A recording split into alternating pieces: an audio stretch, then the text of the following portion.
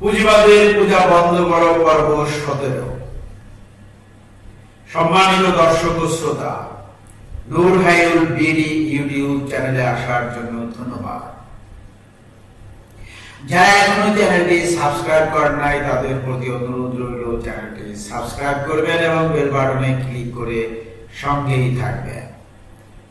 নূর হাইউল BD YouTube চ্যানেলে সাম্যের কথা বলা হয়, মানবতার কথা বলা হয়, অন্যায়ের প্রতিবাদ করা হয় এবং বাক স্বাধীনতা ও গণতন্ত্রের পক্ষে কথা বলা হয়।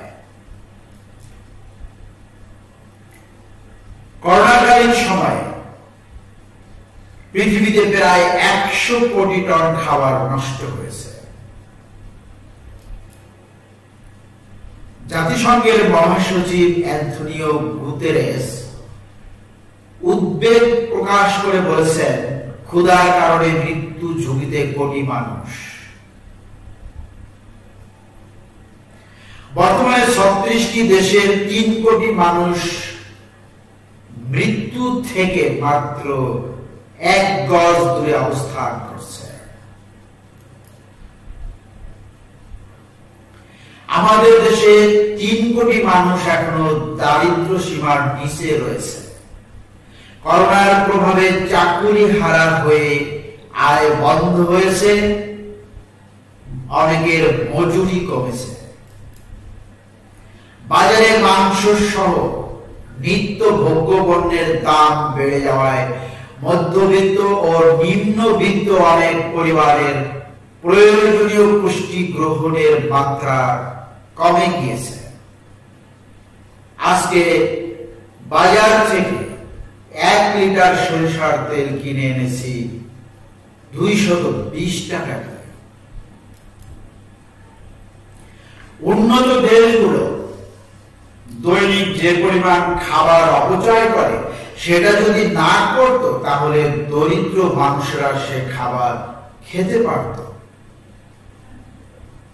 খাবার অপচয়ের ফলে কয়েকশো কোটি ক্ষুধার্ত মানুষ বঞ্চিত থেকে যাচ্ছে। করোনার প্রথম ঢেউয়ের প্রভাবে আয় এবং সামাজিক যত্ন কমে যাওয়ায় অনেকে ডাস্টবিনের খাবার পুড়িয়ে খেতে চেষ্টা করেছে। অপরদিকে দ্য গার্ডিয়ানের এক প্রতিবেদনের উদ্ধৃতি দিয়ে বলা হয়েছে, সারা বিশ্বে বেশিরভাগ বাড়িতে একজন ব্যক্তির বছরে খাবার অপচয়ের পরিমাণ গড়ে 74 কেজি। যুক্তরাজ্যের প্রতিটি বাড়িতে অপচয় করা হয় প্রতি সপ্তাহে একটি পরিবারের 8 বেলার খাবার। মোট খাবার অপচয়ের 17% হয় রেস্তোরাঁ ও দোকানে। কিছু খাবার নষ্ট হয় কারখানা ও সাপ্লাই চেইনে। এর অর্থ হলো মোট খাবারের 1/3 কখনো খাওয়াই হয় না। এক প্রতিবেদনে বলা হয়েছে, জলবায়ু পরিবর্তনের জন্য খাদ্য উৎপাদন কমে গেছে। করোনার জন্য শ্রমিক সংকট ও খাদ্য সংরক্ষণে বাধা সৃষ্টি হয়েছে। দীর্ঘদিন দেশে দেশে পরিবহন বন্ধ থাকায় এবং মালামাল পরিবহন খরচ বেড়ে যাওয়ায় ও সুষ্ঠু বন্টনের অভাবে খাদ্য সরবরাহে বিঘ্ন সৃষ্টি হয়েছে। ফলে অনেক দেশে বিপুল পরিমাণ খাদ্যশস্য পচে নষ্ট হয়ে যাচ্ছে। এছাড়া তৈরি খাবার নষ্ট হয়ে যাওয়া বর্তমানে একটি সাধারণ ঘটনা। বিশ্বের বিভিন্ন দেশের ধারণার চেয়ে প্রায় দ্বিগুণ খাবার অপচয় হচ্ছে বলে জাতিসংঘ থেকে আশঙ্কা প্রকাশ করা হয়েছে। বলা হয়েছে, খাবারের অপচয় বেশি হচ্ছে ধনী দেশগুলোতে। উল্টো দিকে দরিদ্র দেশগুলোর মানুষ খাবার থেকে বঞ্চিত হচ্ছে। তবে দরিদ্র দেশগুলোর ধনীদের অবস্থা আতঙ্কজনক। তারা প্রতিদিনই যেটুকু খাবার কিনেন সেটার সদ্ব্যবহার করেন না। খাবার অপচয় করে। উন্নত দেশগুলো দৈনিক যে পরিমাণ খাবার অপচয় করে সেটা যদি না করত, তাহলে দরিদ্র মানুষেরা সে খাবার খেতে পারত। খাবার অপচয়ের ফলে কয়েকশো কোটি ক্ষুধার্ত মানুষ বঞ্চিত থেকে যাচ্ছে। করোনার প্রথম ঢেউয়ের প্রভাবে আয় এবং সামাজিক যত্ন কমে যাওয়ায় অনেকে ডাস্টবিনের খাবার কুড়িয়ে খেতে চেষ্টা করছে। এত আরো বেশি স্বাস্থ্যহীনতা দেখা দিচ্ছে। ঘন ঘন লকডাউন ও ঘরের বাইরে যাওয়ার ভীতি থাকায় নষ্ট খাবার থেকে তৈরি বর্জ্য একদিকে বাসার ভিতরের পরিবেশ নষ্ট করেছে, অন্যদিকে পরিচ্ছন্নতা কর্মীদের অভাবে, সময় মতো পরিষ্কার পরিচ্ছন্নতা অভিযান চালানোর অভাবে পচে গলে বাতাস গন্ধময় করাসহ সার্বিক কার্বন নির্গমন করে পরিবেশের ক্ষতি সাধন করছে। বর্তমানে দ্বিতীয় ও কোথাও কোথাও তৃতীয় ঢেউয়ের অশনি সংকেত শোনা যাচ্ছে।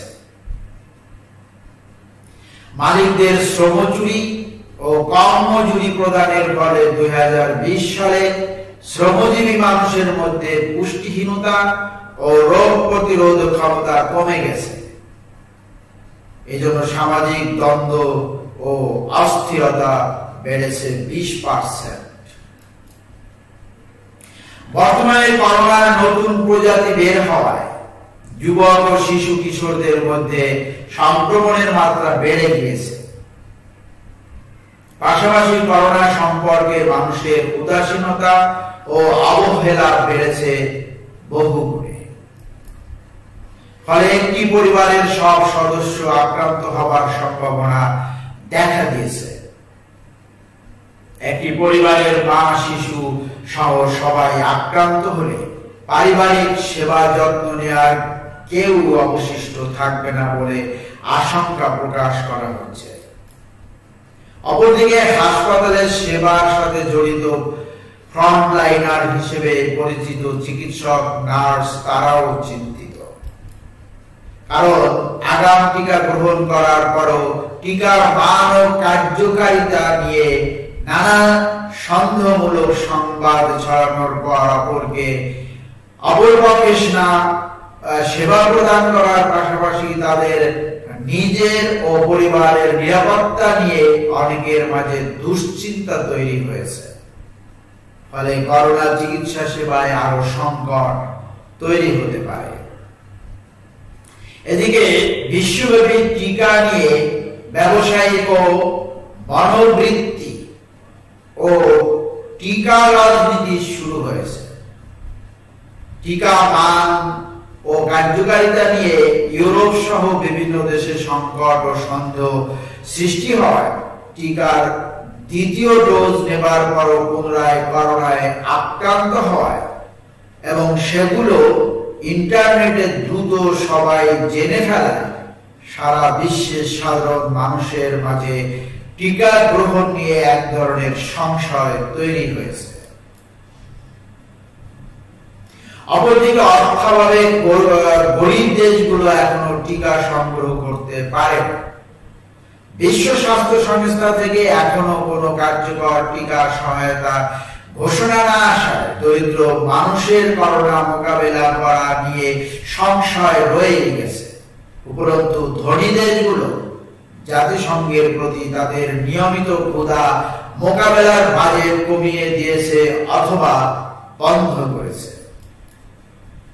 এজন্য 2021 সালে আফ্রিকা মহাদেশ ও অন্যান্য দরিদ্র দেশগুলোতে ক্ষুধার তীব্র সংকটের আশঙ্কা করা হচ্ছে। এজন্য জাতিসংঘের মহাসচিব গুতেরেস উদ্বেগ প্রকাশ করে $550 কোটি জরুরি সাহায্য চেয়েছে। আলো ঝলমল প্রাসাদের পাশের বস্তিবাসী কিংবা কর্মহীন মানুষের খবর প্রতিদিন আমরা কয়জনই বা নিতে পারি? অসহায় ভিক্ষুক, দরিদ্র, রোগী, বেদনার্ত প্রতিবেশীদের খোঁজ খবর নেওয়ার সময় আমাদের নেই। করোনা অপচয়ের দ্বিতীয় ঢেউ বেশি উত্থানো শুরু হলে এবং আবার ঘরের দরজা বন্ধ করে দিতে বাধ্য হলে সার্বিক পরিস্থিতি কি হবে তা সবার কাছে নিশ্চয়ই অনুমেয়। এর সাথে খাদ্য সংকট শুরু হলে সেটার ভয়াবহ পরিণতি কি হতে পারে তা বলাই বাহুল্য। আমি নিরাশ হই না, শুধু ভাবি 2020 সালের মতো ভয়ঙ্কর দিন আবার ফিরে না আসে। এখন বিশ্বে বছরে 100 কোটি টন খাবার নষ্ট হয়ে যায়, সেটা কি আমরা রক্ষা করতে পারি না? অন্তত সেসব ভোগা নাঙ্গা মানুষদের ঘূর্ণিবৃত্তি করার জন্য একটি বিশেষ তহবিলে সেই অর্থ জমা দিয়ে নিজেদের ভোগ বিলাস কিছুটা কমিয়ে মানবতার সেবা করার তাগিদ নিয়ে শুধু ক্ষুধার কারণে মৃত্যু ঝুঁকিতে লক্ষ মানুষ, এই কথাটি আধুনিক সভ্যতার ধৈর্যধারী বিলাসী মানুষদেরকে কি কোনো নির্মম পরিহাসের বার্তা শোনায় না?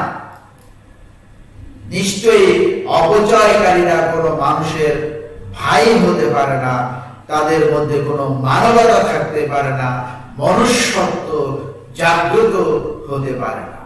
সে কথা হয়তো আমরা অনেকেই জানি, তবুও কেন জেনে শুনে অপরের অধিকার কেড়ে নিই ও শান্তি নষ্ট করি আর প্রতিদিন আবারও অপচয় করি?